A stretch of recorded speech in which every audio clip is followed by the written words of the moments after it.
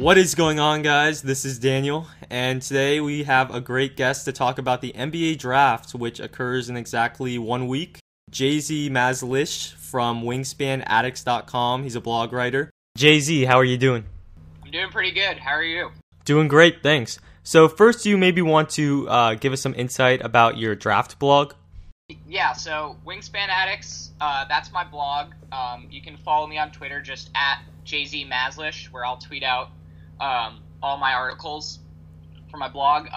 The blog's exclusively about the draft. It started this year, and I've tried to produce a lot of content so far. Covered most of the first round and some of the second round guys, and I'd really appreciate it if you go check it out. Okay, sounds good. So we're going to first start talking about the top picks and what we think the team should do, and hopefully we'll have some areas where we disagree so we can debate those. So the first pick, Minnesota selects number 1, and Jay-Z, what do you think they should do?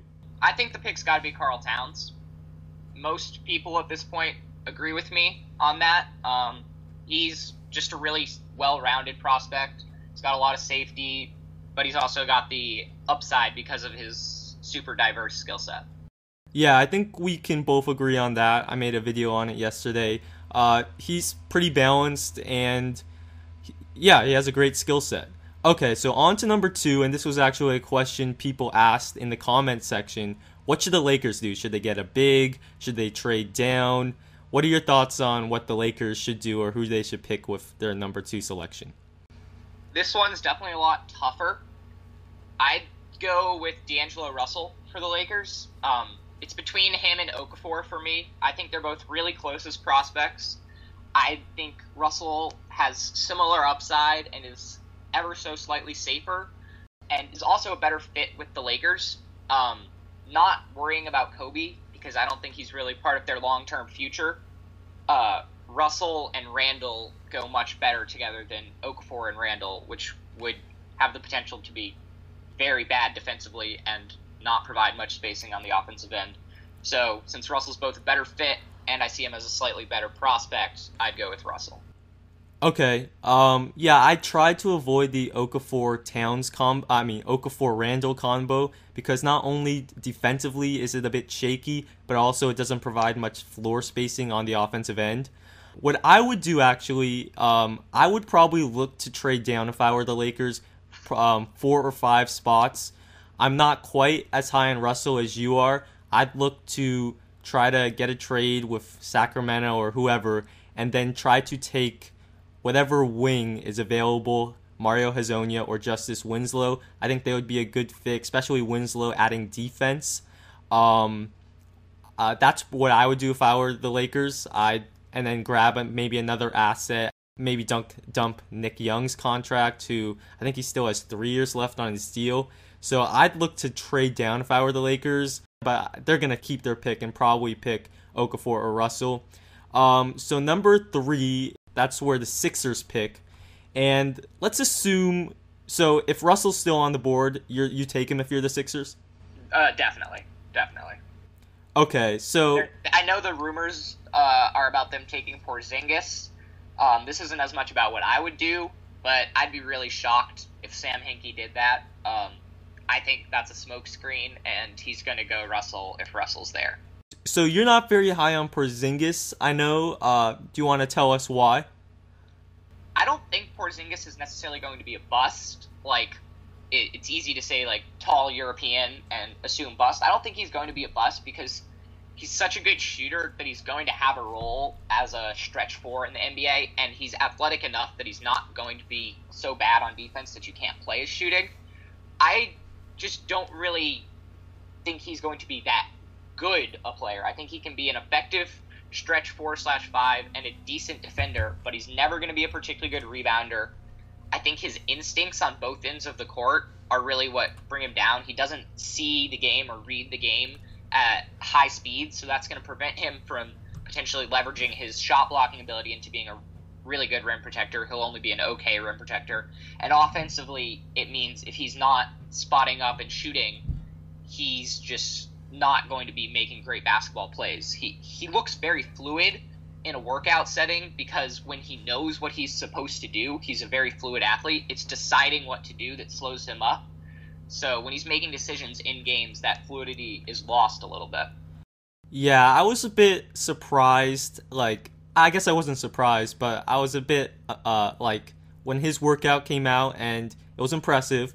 But everyone was acting like, okay, now he's a top 3 prospect. And I think Lane Vastro tweeted he would thrive in a workout setting. It wouldn't show his lack of strength against actual players. His rebounding issues would not be prevalent. So I'm with you. I don't think he's a top 10 or top 5 at least pick to me. He's got a lot of potential, and maybe if he adds strength, he can live up to the hype he's been getting recently. Yeah. So for the Sixers, if they don't go Porzingis and Russell is off the board, Okafor is a pretty awful fit for them. So I might try and trade down, but I think he's clearly the best player available at that point. I have Okafor, Russell, and Towns in a clear tier above the rest of the field. I know you disagree there. Okay, yeah, and I'll get to that. But one of the questions was actually how Joel Embiid's health maybe impacts this pick. Maybe because of the health, the Sixers should look to possibly grab another big. What are your thoughts on if Embiid's health should affect their selection? Well, obviously, I don't have access to the specific medical reports, so I'm not 100% sure just how great the risk is. I'd still, at this point, treat Embiid as one of the core pieces of the franchise going forward. Maybe if the medical reports are much scarier than I thought, I wouldn't think that way. But for now, I'd be less worried about drafting another big guy, but also still thinking that Embiid's a key part of the franchise's future. Okay, and so now I guess we'll debate Jahlil Okafor, or I think it's Jahlil Okafor. Yeah. So in my video yesterday, I ranked him as the 8th best prospect, and my reasons were basically his just average defense, a possibility he's a below average defender, his shooting. He's a good rebounder, but I don't think he's an elite rebounder. There are concerns about his motor. So give the Jahlil Okafor fans something to smile about. You have him as your 3rd best prospect, is that correct? Yeah, that's correct. Okay, so explain to the listeners why I'm wrong. Well, I think people are underrating Okafor a little bit on both sides of the ball. Defensively, he was really, really bad at times last year for Duke, but there were also times where he was pretty good. When he's not too tired and really engaged and trying to play high-level defense, his mobility is much better than most people give him credit for.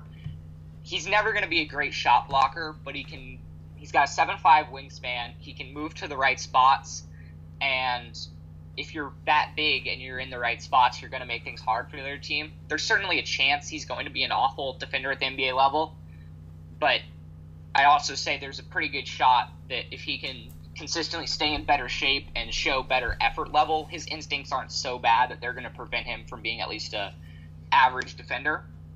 And then on the offensive side of things, the lack of a shot is definitely bad, and he's going to hurt a team's spacing. I just think he's so skilled, and really not necessarily skilled, but just so coordinated for a big guy with his amount of size. Like, his hands and coordination, honestly, DeMarcus Cousins might be the only big guy in the NBA right now at his size who matches that type of coordination level. So it's not necessarily that I think he's a great fit in the modern NBA. I just think guys with his amount of coordination and with as soft hands as him are going to figure out a way to be effective players. Yeah, and one thing I wish Duke ran more are pick and rolls. He seems like a guy who could catch it in at the foul line and then make a smart decision. I think he's a little overrated as a passer, but he's not going to catch lobs, which is what you see a lot of good pick and roll finishers doing nowadays. But the pick and roll play from him is very intriguing. Yeah, I agree with that. We didn't get to see it much at Duke, so we can't assume that he's going to be great at it. But based on his skill set, there's no reason to think that he's not going to be very good in the pick and roll. Okay, so now the Knicks, they have the 4th pick, and no one really knows what they're doing. When the lottery came out, the lottery balls, they got the 4th pick, and a lot of people were saying Emmanuel Mudiay, but we're not so sure now. What are you looking for if you're the Knicks? I think Moutier's a fine pick there. I think there are a couple players that are pretty close together in terms of talent. So if the Knicks could trade down to like 7 and not then draft Trey Lyles, that'd be a good move. But if they are picking at 4, 4th on my board is Justice Winslow. I think he's a great fit next to Carmelo Anthony, and he's just he's a very good defensive prospect, and he's definitely at least an average offensive prospect for a 3. So he's got a lot of upside of being a good two-way wing. Yeah, my comparison for Winslow is like an Andre Iguodala, a really good defender, athletic, a pretty smart player on the offensive end. You know, not the best shooter, not the best foul shooter, but an athletic player who should have a really nice career in this league. He's number 3 on my big board. I'd also consider Mudiay. I'm higher on him than you are. I think he's a good bet to become a really solid, if not excellent, point guard in this league. His shooting concerns are evident, but he just seems like someone who, if we saw him in college, then we might be a little more optimistic in terms of his creating ability. We just didn't get to see him against the same level of competition. How do you factor that in? A guy just goes to China, plays against pretty weak competition. How do you look at his stats and stuff compared to the college players? When it comes to his stats, I don't really know much about like the exact balance to strike. In that case, I rely more on draft models such as Lanes or Nick Restifos or different people who potentially you would assume they're adjusting for league competition somehow. So if it's just from a statistical basis, I'm more going to look at someone else's work because I don't have the knowledge of exactly how statistics translate between the two leagues. But when watching the games, obviously you just do your best to mentally adjust for the competition. China's weird because every team has a couple guys who would be really good players, like some of the best players in the college game, but then the rest of the team is generally below the average talent level of a college team. So it's kind of weird adjusting for that in the CBA, but you just have to do your best at gauging what's a play that Mudiay makes that wouldn't necessarily translate or that actually is really impressive. So Orlando picks 5, and to me this is really interesting. They have several good young players like Victor Oladipo and Elfrid Payton. If I'm an Aaron Gordon, who hopefully we see more of in year 2, but to me what's really crucial is that they definitely get a guy who can shoot. They need the floor spacing. Agreed. So who's your pick for the Magic? If I were them, I would probably target Mario Hezonja. You can play him at the 3. I think he'd be a great fit next to Oladipo and Payton. Payton would get him lots of open looks. Hezonja is 4th on my big board. You know, he's playing at Barcelona, and he hasn't really got the opportunity to shine in a draft workout. But the combination of could win a dunk contest, could also win a 3-point shooting contest. That's also J.R. Smith, which I think is his basement. But what do you think of him? I think he's pretty intriguing. Yeah, I completely agree. He's who I would pick for the Magic. I have Mudiay ahead of him, but I have Hezonja only one spot behind, and with Payton already there, Hezonja is definitely a better pick for the Magic. His combination of shooting, athleticism, and floor vision too. I think his passing is really underrated because he plays selfishly. He doesn't have a rep as a good passer, but when he looks to pass, he actually has fantastic vision, which might be something that separates him from someone like a JR. And I think that combination of skills at 6'7", 6'8" is just really rare. And in today's NBA, where wing players might be like the scarcest position in the league, he's going to definitely have value just based on his shooting and athleticism, which is going to allow him to guard at least somewhat, and floor vision. Yeah, he's definitely one of those, in terms of motor, off and on guys, because when he's engaged, he'll play great defense, but there are other times, his motor isn't terrible, but there are times where he doesn't show the effort level. In terms of a comparison for Hezonja, a lot of people say Klay Thompson. That's okay, but I think I'd lean more toward like a Brent Barry, maybe without the great good court vision, but not quite at Brent Barry's level court vision, who really was a great passer. And Brent Barry was a really good NBA player, maybe like along the lines of Michael Finley. I think Hezonja will be really good. Yeah, I agree. I don't think he quite has the upside of being like a number one type of option that some people think he could be. I don't think he's going to be a 20-point a game scorer, just because I don't think his creativity off the bounce and coordination finishing around the hoop is that excellent, but I think he can be a great second or third option. Yeah, creating is definitely one of his issues at this point. He's not a good ball handler, and it wasn't his role on Barcelona, but he didn't get to the foul line much either. So I see him as maybe a 15-point per game. Defenses have to prepare for him. Just a really good option, and he should be a great pick for some team in the top 10. Agreed. Okay, now on to Sacramento. I don't know. I think maybe Sacramento will be the last team we do this top pick thing for. So they have an interesting front office. I think Vlade Divac is now running things. Yeah. Okay. Changed by tomorrow, though. Yeah, I was just I watched the Grantland videos on their old GM Pete D'Alessandro or something, and the draft videos from last year. Yeah, it was a really good series, but you could just tell Pete was just not going to last. Good for him, he got a better job with the Nuggets. Yeah, agreed. That's a toxic situation, it seems like. Yeah, so they made a mistake passing on Elfrid Payton last year and taking Nick Stauskas, at least right now it looks like it. So if Moutier is there, do you think it's a good bet they take him, and do you think it would be a good pick? I definitely think it would be a good pick. He's the highest, assuming the guys we've already said are off the board, he's the highest player on my board at that point. Whether the Kings take him, I'm not quite so sure.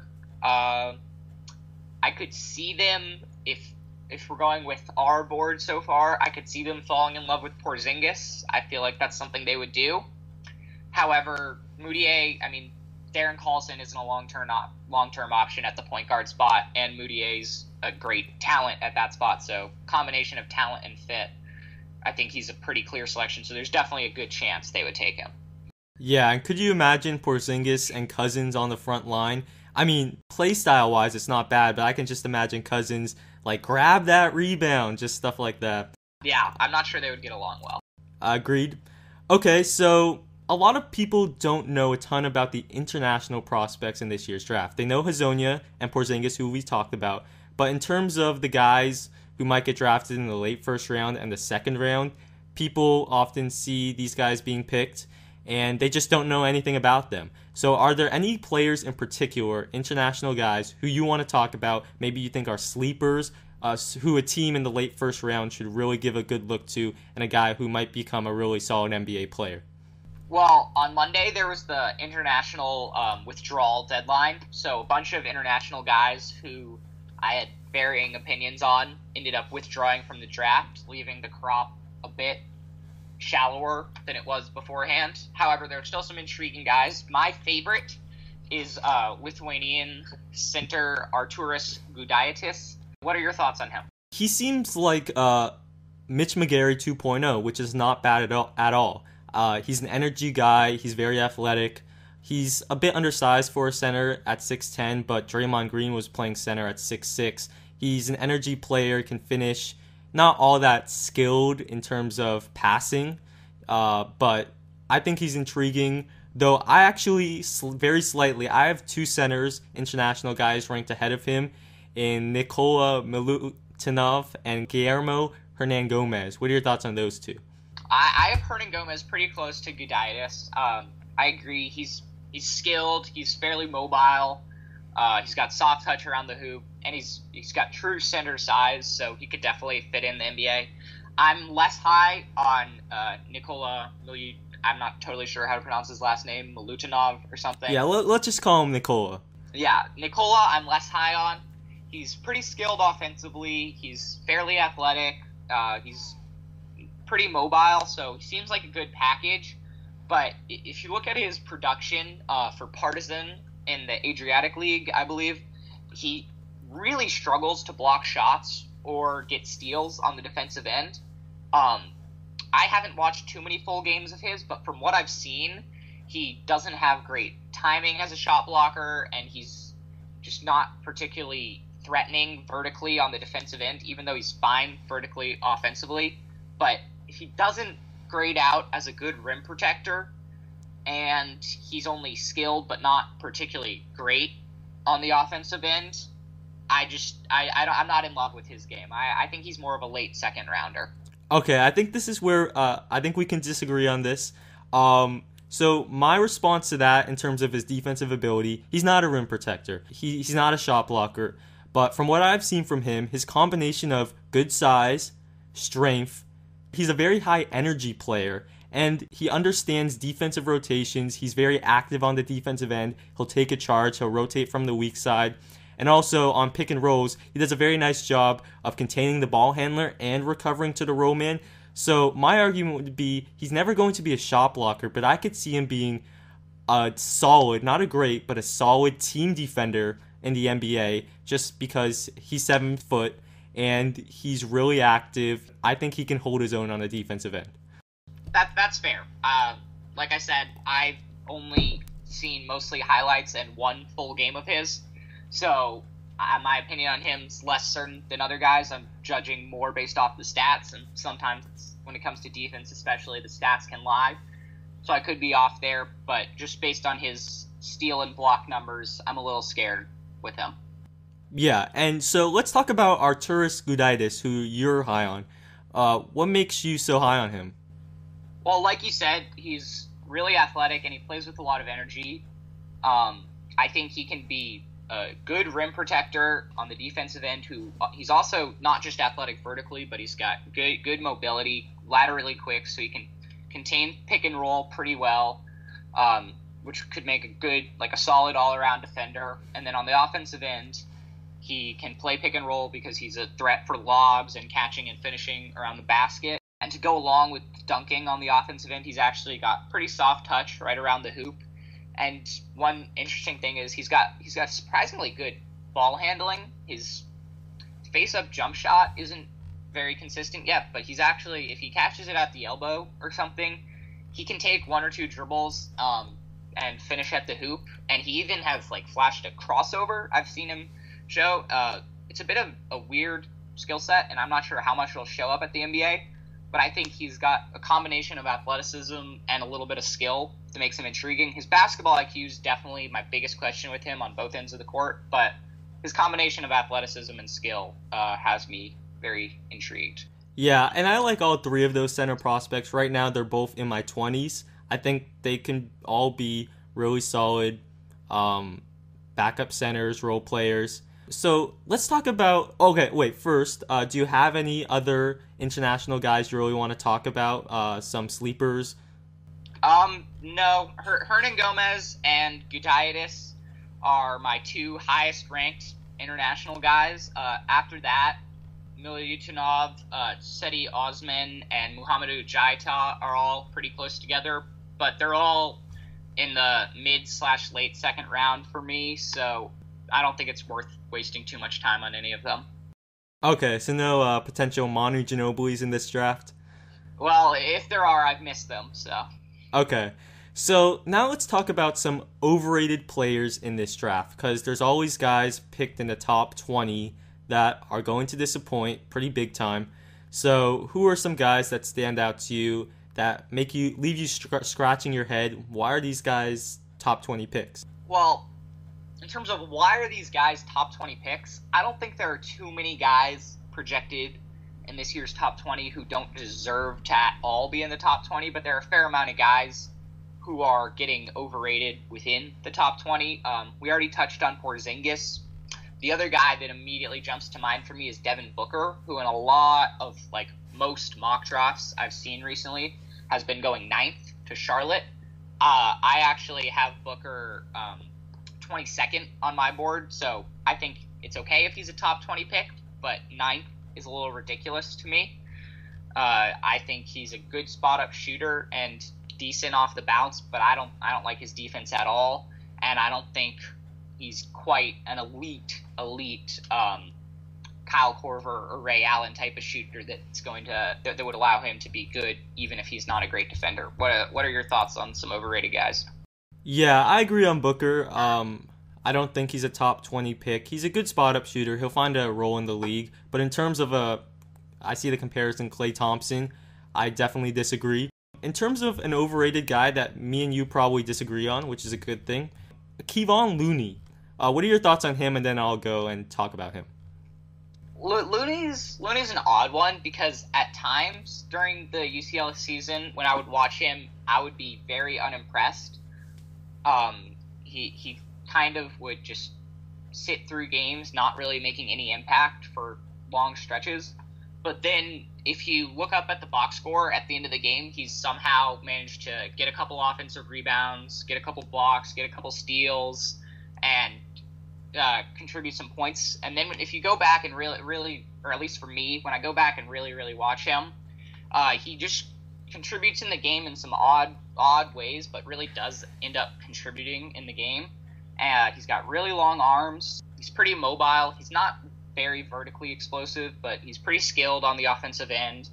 And I think his lack of strength really hurt him at the college game, and it's definitely a concern going forward. But I think if he's able to add strength, he can be a very dangerous player because he was pretty effective even without the strength, and you could notice that the strength was negatively impacting him in the college game, which you don't always notice. So if he is able to add that strength, he's going to be a lot better finishing inside, and I think he's just a solid all-around four-man prospect. I think he can play a little bit of D, space the floor a little bit, put the ball in the deck, finish at the hoop. Nothing to hate about him, so I think he's a solid value in the late lottery or mid-first. I saw a lot of UCLA, and there's nothing he does great, but in my opinion, there are definitely flaws in his game. Well, first, the biggest intrigue is he's one of the youngest prospects in this year's draft, and he's good at rebounding and projects as a solid defender. But rebounding, if you watched UCLA, that was probably his biggest strength. You look up, he has 11 rebounds on some nights. But in terms of comparing his rebounding to other power forward prospects, it's good, but it's not elite. So I don't think he ever becomes an elite rebounder at the next level. He's not particularly strong. His defense is solid. He gives good effort on defense. He can guard perimeter players. He lacks strength, as you mentioned, maybe to guard interior players, but his defense shouldn't be a problem. And his shooting, he can stretch the floor a bit. He's got a good basketball IQ, though not one that particularly stands out, in my opinion. He's a good passer, but he's definitely not a great one. My concerns revolve around his athleticism a bit. He is not particularly explosive, as you mentioned, and that really hinders him in terms of finishing at the basket. I think he posted a very poor percentage in terms of shots around the rim. He lacks the strength and the athleticism to finish inside. He has good size. Also, he can't really create his own shot. He doesn't have a post game. In terms of his perimeter skills, it's a work in progress. He's not exactly quick enough to attack from the top of the key. He'll occasionally beat a college player in a straight line, but in terms of creating at the next level, I'm not sure if I see him creating all that much, though he actually could be pretty intriguing in terms of a pick and pop or a pick and roll guy, since he does have good vision. So I guess he falls in that playmaking 4 category, but at UCLA, he didn't stand out as a playmaker to me. So what's your rebuttals for the points I made? I think those criticisms are fair. I just, in terms of the finishing inside, the lack of vertical explosion definitely hinders him. But I think he's got pretty soft touch and long arms. So I think if he's able to add strength, he can make up for the lack of vertical explosion, and he can still be a pretty good finisher. And I agree that he's never going to be a great offensive creator, but I just think he's got a well-rounded enough skill set, and I like his defense more than some of the other guys in his range in the draft. That I don't see a lot of upside there, but I think he's going to be able to fit in as either a good backup or potentially like a solid starter for a long time. And once you're in the middle of the first round, that's enough for me. But I see your criticisms, and being so young, there's definitely a bit more risk. Yeah, and there is more upside with being young as well. Are there any other overrated guys you particularly want to talk about?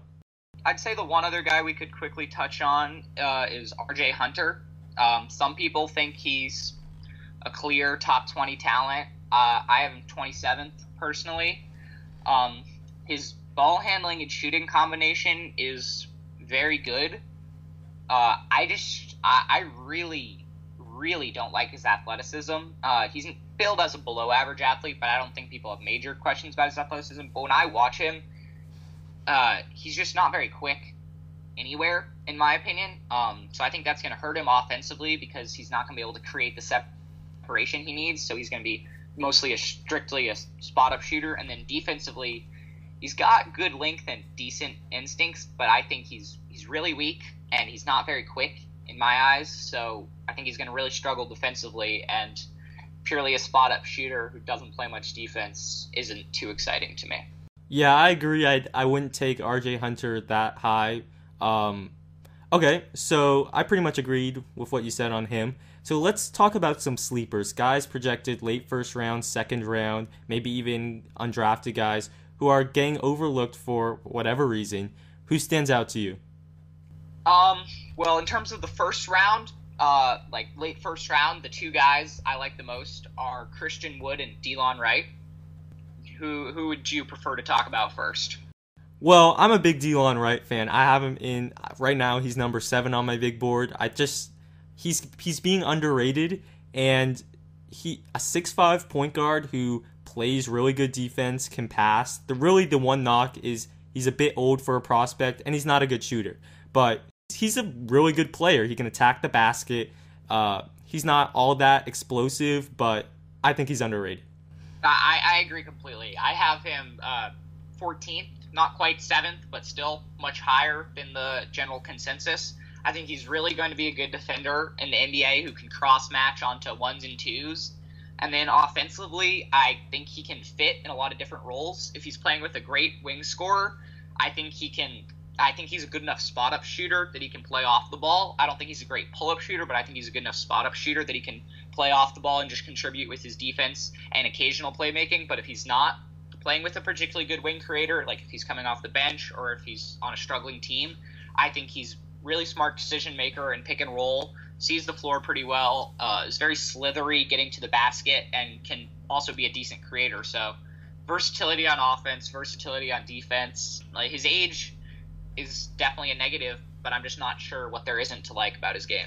Yeah, he's not one of those old prospects who, well, maybe he can still add he can still add his shooting to his game, but maybe he can really improve in this area and this area. He's pretty much a finished product in terms of, well, he doesn't have the shooting, but in terms of getting to the basket, I think he's ready to play NBA defense. Where do you have Christian Wood ranked on your board? So Wood's a tough one. I had him 13 as of a couple days ago, which was much higher than everyone.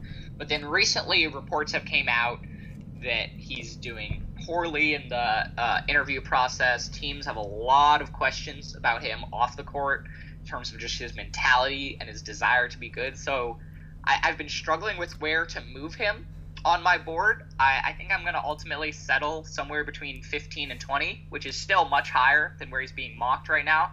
So I'm still going to be high on him, but my expectations have lowered a bit because of the off-the-court concerns. On the court, though, I think he's got as much upside as anyone projected to go outside of the lottery in this draft because he's got a pretty good shooting stroke. He's really athletic around the basket. He can actually put the ball on the floor a pretty good amount. He's a good shot blocker. He's mobile. He can just contribute in a lot of ways on both ends of the court. And really, the only major questions aren't skill related, but effort and IQ related. And IQ and instincts are definitely a big issue for if that's a question. But I think despite his lack of IQ, he was able to be a very good player at the college level. So if he can improve upon that, and he was in a bad situation at UNLV, if he can improve upon that, he has a chance to be really good. And even without it, his skill set is enough that I think he could become a decent player if he still lags behind a bit mentally. Yeah, he's number 21 on my big board. I think he's intriguing. When I first looked at his game, I thought, okay, this guy is really underrated. And I think he can still be a really good player, but once you start watching a bit of him, his passing is a real concern for me. He just throws passes sometimes that makes you shake your head, and he takes shots sometimes that are just horrible shot selection. But like you said, UNLV, not the best situation, and he has all the talent. He can play defense, though his instincts aren't the best. So I think he's a gamble, but in the late first round, it's a good pick. Yeah, I just think I'd say he probably has, in my view, the most upside of anyone not projected to go in the lottery, and the downside isn't quite as bad as some people would make it out to be. So I'm pretty high on him, but I definitely see the concerns because basketball IQ can submarine anybody.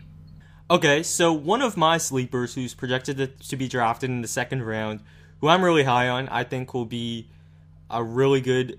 I think he would be a great pick in the second round, is Vince Hunter. So what are your thoughts on him? I'm pretty high on Hunter as well. I have him in the early second round.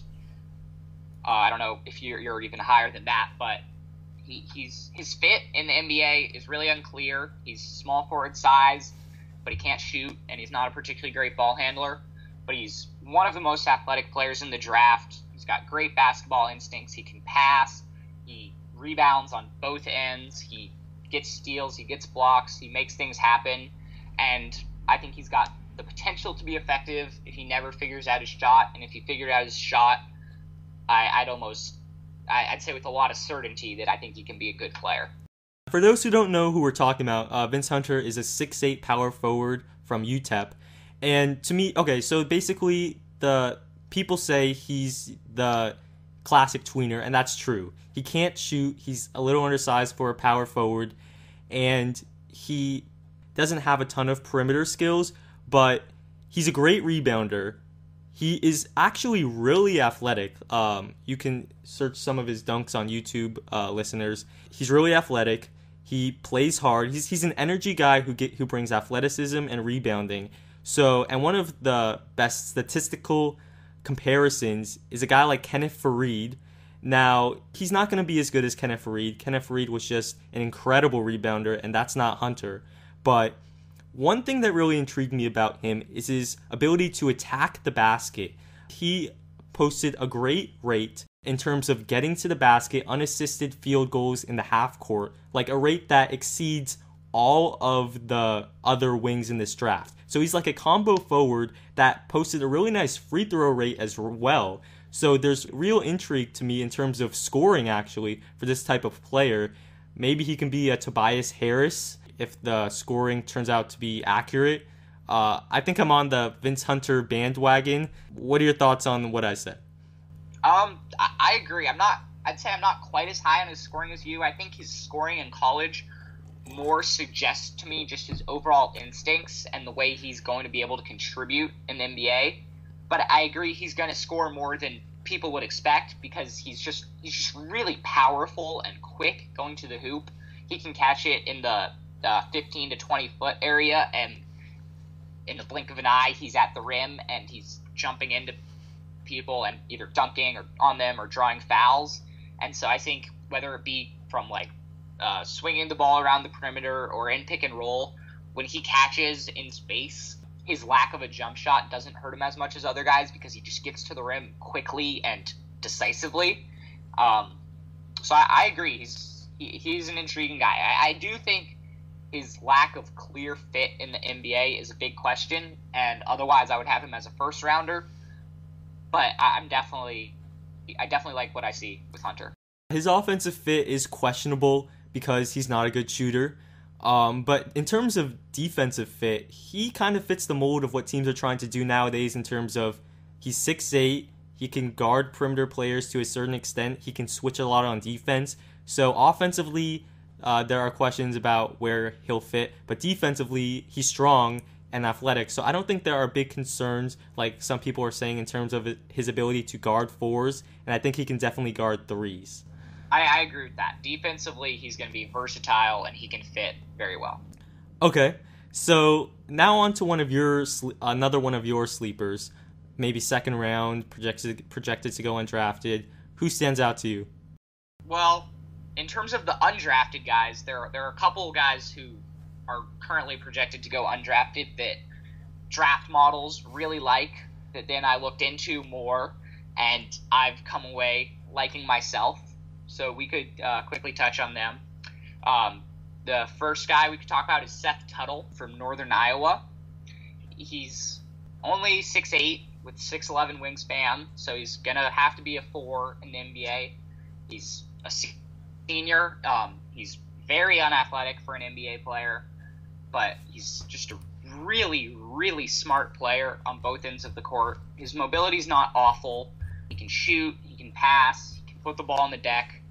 I think he's smart enough that he might be able to turn into a good defender. I'm not a good defender, but a not awful defender. And offensively, he can be a stretch 4 who makes really good decisions, so like a playmaking 4. The athleticism, he's still only in the mid-second round for me, but considering on both ESPN and Draft Express, he's in like the 80s or the 90s, I think mid-second round's a big jump. So he's definitely someone I'm looking into. Yeah, I can definitely buy him as a second-round pick. His offensive skill set in terms of shooting and passing is intriguing. I'm probably not as high on him as you are, simply because I don't know how his defense and rebounding will translate that well to the next level. When I looked into him, I was a bit disappointed to see, considering he was a 4-year player at Northern Iowa playing against weak competition, his rebounding numbers weren't a bit better, and his defensive steals and blocks weren't a bit better. But in terms of offense, he's pretty intriguing, and his athleticism is not good, but I don't think it's that bad. His quickness is probably the biggest issue. Vertically, he's pretty explosive. Yeah, that's fair. He does occasionally get up more than you'd expect. Another guy that I like is Briante Weber.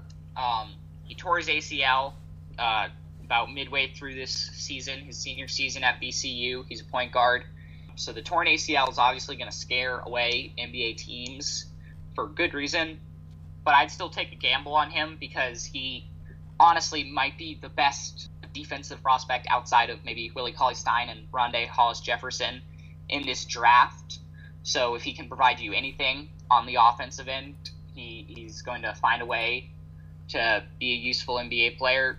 Being old, he's a little small for a point guard. He tore the ACL. He's offensively, his jump shot is kind of ugly. He shot it pretty well this year, but in past in his college career, he hasn't shot it well. He's not a particularly great creator, so I have him mid-second round like Tuttle. But his defense is just incredible. He's lightning quick. He's got great hands, great instincts. He's just one of the more impressive defensive players I've seen, so I think he's worth taking a gamble on.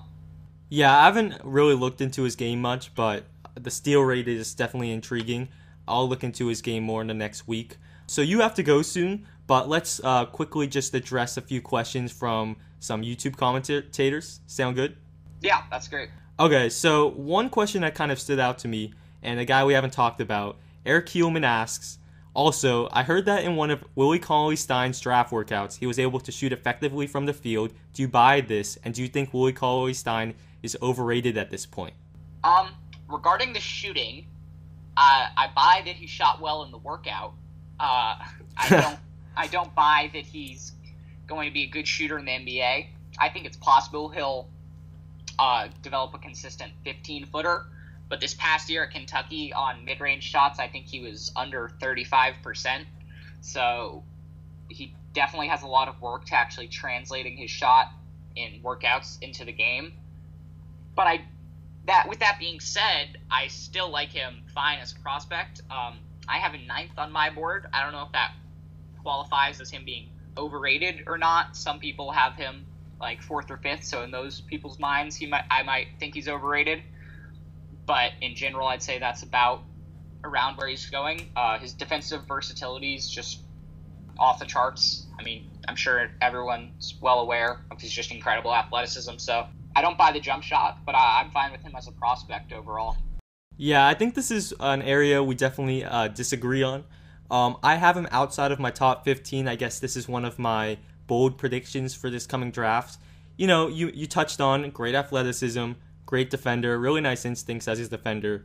But for a guy who's not exactly young for an NBA prospect now, his offensive game is not very good. I don't buy the shooting for a second. Anyone can make jump shots in a workout. He's a good finisher at the basket, but, you know, he can't create his own shot.